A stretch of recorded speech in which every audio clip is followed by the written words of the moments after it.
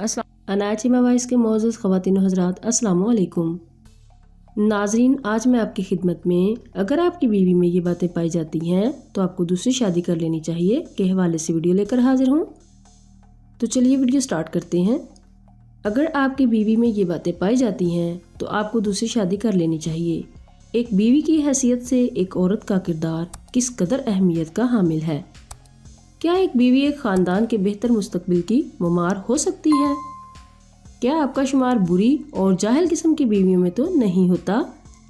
اگر ایسا ہے تو کیا آپ نے کبھی اپنی ذات میں ان خامیوں کو تلاش کرنے کی کوشش کی ہے جو آپ کو اس صف میں شمار کرتی ہیں؟ کیا آپ ان خامیوں کو دور کر کے خود کو ایک بہتر خاتون، بیوی اور ماں ثابت کر سکتی ہیں؟ نمبر 1، پہلی نشانی شوہر کے رشتہ داروں سے نفرت کرنا۔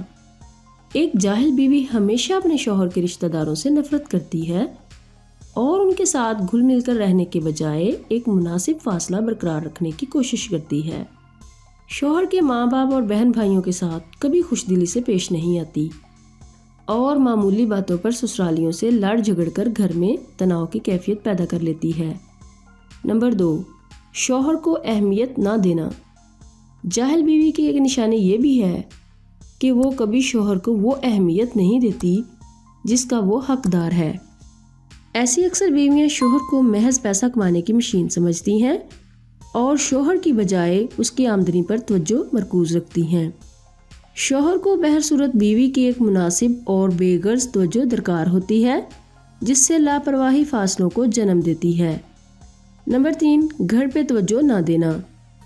جہالت کی ایک نشانی اپنے گھر پر توجہ نہ دینا بھی ہے۔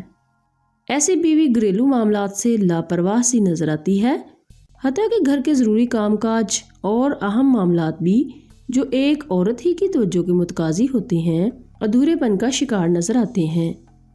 ایسی خاتون کا گھر صفائی ستھرائی سے عاری نظر آتا ہے۔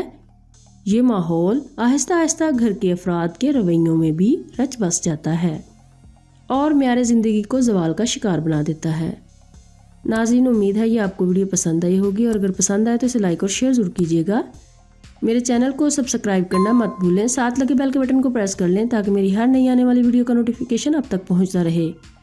ناظرین، اپنا خیال رکھیے گا، اناچیما کو دعاؤں میں یاد رکھنا۔ اللہ حافظ۔